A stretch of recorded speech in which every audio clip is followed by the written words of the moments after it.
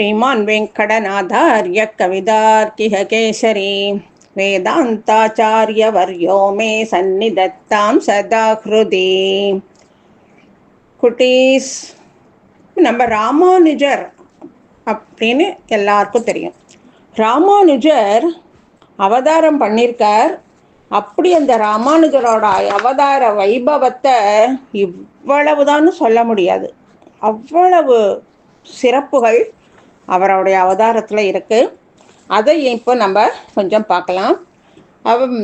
ராமானுஜருடைய அம்மா அப்பா கேசவ சோமயாஜி, காந்திமதி அம்மாள், இவா ரெண்டு பேரும் திருவல்லிக்கேணியில் பார்த்தசாரதி பெருமாள் இருக்கிற அந்த இடத்துல புத்திர காமேஷ்டி யாகம் பண்ணுறா. அன்னைக்கு ராத்திரியே பெருமாள் யாமே உமக்கு புத்திரனாய் அவதரிப்போம் அப்படின்னுட்டு சொல்கிறார். அதுவும் எப்படி, திருக்குறுங்குடி நம்பியே நம்மாழ்வாரா அவதாரம் பண்ணினது போல திருவல்லிக்கேணி பார்த்தசாரதி எம்பெருமானே ராமானுஜராக அவதாரம் பண்ணணும்னு திருவள்ளம் பற்றிட்டான். அதுவும் எப்படி, அவர் அவதாரம் பண்ணின நாள் எப்படி இருக்கு பாருங்கோ. நல்ல சீர்மை மிகு சித்திரை திங்கள், சந்திரன் பூக்கிற வளர்பிற பஞ்சமி திதி, வானவர்கள்லாம் போற்றும் வியாழக்கிழமை, திருவாதிர நட்சத்திரம், கடக லக்னம், கதிரவன் ஒளி வீசின்று இருக்கிற நண்பகல் அந்த மாதிரி இருக்கிறது போது ஸ்ரீபெரும்புதூரில் வைகுந்தத்தை விட்டுட்டு வாசுதேவனா ராமானுஜரா இந்த பூலோகத்தில் ஸ்ரீபெரும்புதூருங்கிற புண்ணிய தலத்தில் ஒரு தாய் வழியாக வந்து இறங்கியிருக்கான் எம்பெருமான். அதுவும் எப்படி, திருமாலே கருமாலா வந்து இறங்கியிருக்கான். ராமனோட அவதாரத்தால் அயோத்தி எப்படி சிறப்பு பெற்றதோ, கண்ணனோட அவதாரத்தால் மதுரை எப்படி சிறப்பு பெற்றதோ, அது மாதிரி ராமானுஜரோட அவதாரத்தில் ஸ்ரீபெரும்புதூர் பெரிய மிகவும் புண்ணியத்தலமாக ஆயிருக்கு. அதைத்தான் நம்ம தேசிகன் சொல்கிறார். தேசமெல்லாம் முகந்திடவே பெரும்புதூரில் சித்திரையில் ஆதிரை நாள் வந்து தோன்றி காசினி மேல் வாதியரை வென்று அரங்கர் கதியாக வாழ்ந்தருளும் எதிராசா முன் பூசுரர்கோன் திருவரங்கத்து அமுதனார் உன் பொன்னடி மேல் அந்த ஆதியாக போற்றி பேசிய நற்கலித்துறை 108 பாட்டும் பிழையறவே எனக்கு அருள் செய் பேணி நீயே அப்படின்னு பிரபந்தசாரத்தில் ஸ்ரீ தேசியன் சாதிக்கிறார். இவரோட அவதாரம் அப்படிங்கிறது பிரம்ம புராணத்திலையும் பத்ம புராணத்திலையும் நாரதீய புராணத்திலையும் ஸ்ரீமத் பாகவதத்திலையும் திருவேங்கட மகாத்மியத்திலையும் நன்னா பறக்க சொல்லியிருக்கு. பொலிக பொலிக போயிற்று வல்வுயிர் சாபம் கலியும் கெடும் கண்டு கொண்மீன் அப்படின்னு நம்மாழ்வார் திருவாய்மொழி 5:2 முதல் பாசுரத்தில் சாதிக்கிறார். இவரால் கலியுகம் போய் கிருதயுகம் திரும்பி வரும் அப்படின்னு ஆழ்வார் சாதிச்சிருக்கார். அப்படி இருக்கிற இந்த ராமானுஜர் ஆதிசேஷனோட அவதாரம் அப்படின்னு எல்லாராலையும் பொதுவாக சொல்லப்பட்டிருக்கு. ஆனால் சிறப்பாக என்னென்னா, ஸ்ரீ வெங்கடேச இதிகாச மாலா அப்படிங்கிறதுல அனந்தாழ்வானும் ஸ்ரீ யதிராஜ வைபவத்தில் வடுக நம்பியும் போற்றி புகழராய் வர இவர் ஆயுதங்களோட அவதாரம் அப்படின்னு நோட்டம். ராமானுஜ நூற்றந்தாதியில் திருவரங்கத்து அமுதனாரும் யதிராஜ சப்ததியில் சுவாமி வேதாந்த தேசிகனும் பலபடி வர புகழ்ந்திருக்கா.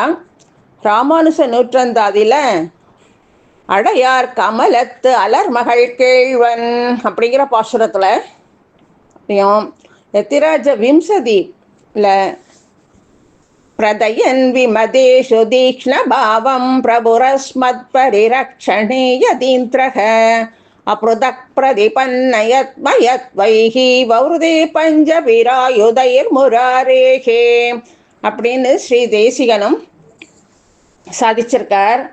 இவரை ஸ்ரீமன் நாராயணனோட அவதாரம் அப்படின்னும் வேதாந்த சாஸ்திரங்களை ரட்சிப்பதற்கோசரம் வேதவியாசரோட அவதாரம் அப்படின்னும் ஆச்சான் பிள்ளை போற்றார். விஸ்வக்சேனரோட அவதாரம், தத்தாத்ரேயரோட அவதாரம் அப்படின்னு ஸ்ரீ தேசிகனும் சாதிச்சிருக்கார்.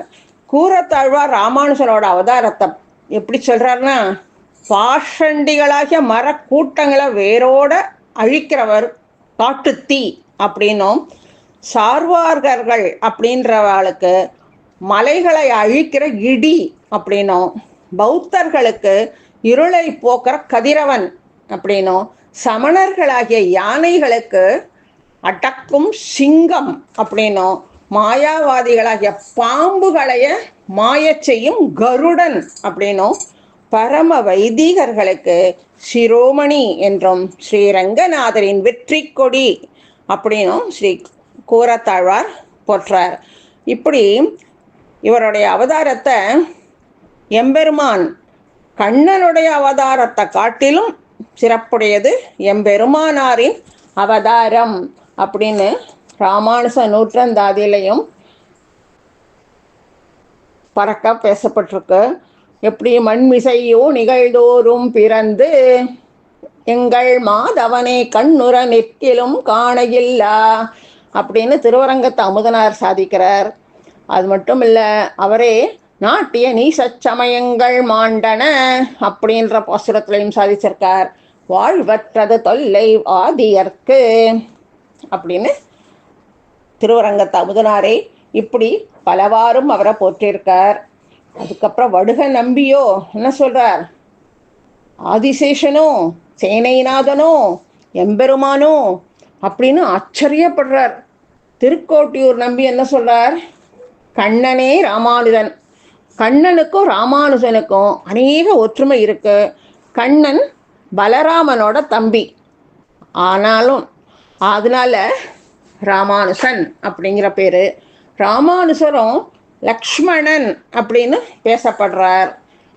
கண்ணன் எப்படி 8வது குழந்தையோ, ராமானுஜரும் குரு பரம்பரையில பெருமாள் பிராட்டி நீங்களா 8வது ஆச்சாரியனா எழுதியிருக்கார்.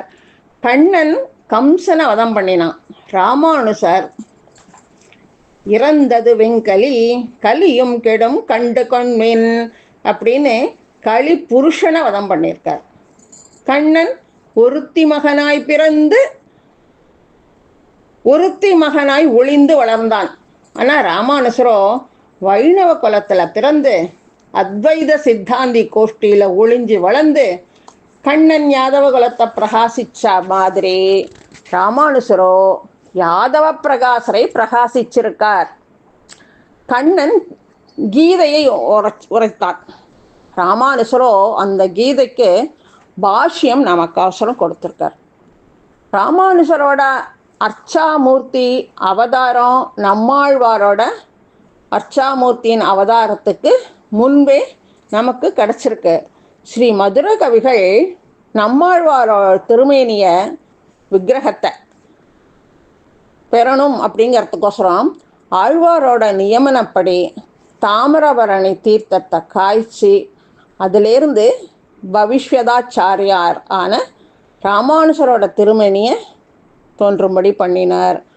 பல தடவை காய்ச்சி நம்மாழ்வார் திருமேனியை தோன்றும்படி பண்ணினார். ஆக முதல்ல கிடைச்சவர் ராமானுஜர். அந்த மாதிரி ராமானுஜரோட வைபவம் நிறைய பேசப்பட்டுருக்கு. அது மட்டும் இல்லை, இந்த ராமானுஜரோட திருமேனியில் ஈடுபட்டு மணவாள மாமுனிகள் யதிராஜ விம்சதி அப்படிங்கிறது சாதிச்சிருக்கார். இவ்வளவு பெருமையுடைய இந்த ராமானுஜருக்கு அவ அப்பா ராமானுஜர் அவதாரம் பண்ணின மாத்திரத்திலேயே கண்களில் ஆனந்த கண்ணீர் பெருக்கெடுத்து ஓடித்தான் அவருக்கு. தலைக்கு மேலே கையை கூப்பி திருவல்லிக்கேணி பெருமாளை நோக்கி தொழுது தொழுது எழுந்தாராம் அவ அப்பா. அப்படி அவ அப்பா சொல்கிறார், கர்ணனை போல அளவற்ற தானங்கள்லாம் சந்தோஷமாக எல்லாருக்கும் தானம் பண்ணினாராம் இவர் பிறந்த போதும். அப்போ பெரிய நம்பிகள் தான், பெரிய திருமலை நம்பிகள் இவருக்கு தாய் மாமா. அவர் சீர்வரிசையோடு வந்து ஸ்ரீபெரும்புதூரில் இந்த குழந்தைய கண்டு அவ்வளவு சந்தோஷப்பட்டார் அப்படிங்கிறார். இப்படி ராமானுஜருடைய அவதாரத்தினுடைய சிறப்பு பல விதமாக பல பேராலையும் பேசப்பட்டிருக்கு. இந்த ராமானுஜருடைய அவதாரத்தை நிறைய வடிவழகிய நம்பிதாசர் புகழ்ந்து பேசியிருக்கார். கொஞ்சி குலாவி அவருடையது அப்படி அனுபவிச்சிருக்கார் இந்த வடிவழகிய நம்பி தாசர் அப்படிங்கிறவர். அதுவும் எப்படி ஸ்ரீ ராமானுஜ வைபவத்தில் ஈடுபட்டு அதில் இருக்கிற அர்த்த சொறிவில் அப்படி மயங்கி அவர் அவ்வளவு அனுபவிச்சிருக்கார். இப்படி ராமானுஜரோட அவதாரம் அப்படிங்கிறது பலவாறும் சிறப்பு மிக்கதாகவும் பல நம் ஆச்சாரியர்களால் புகழ்ந்தும் பேசப்பட்டிருக்கு. இப்படிப்பட்ட ராமானுஜரோட வைபவத்தை நாம் நன்னா கொண்டாடுவோம். ராமானுஜருடைய திருநட்சத்திரத்தை முன்னிட்டு எல்லோரும் சீரும் சிறப்புமாக இருக்கிறதுக்கு ராமானுஜர் திருவடிகளே சரணம் அப்படின்னு இருப்போம்.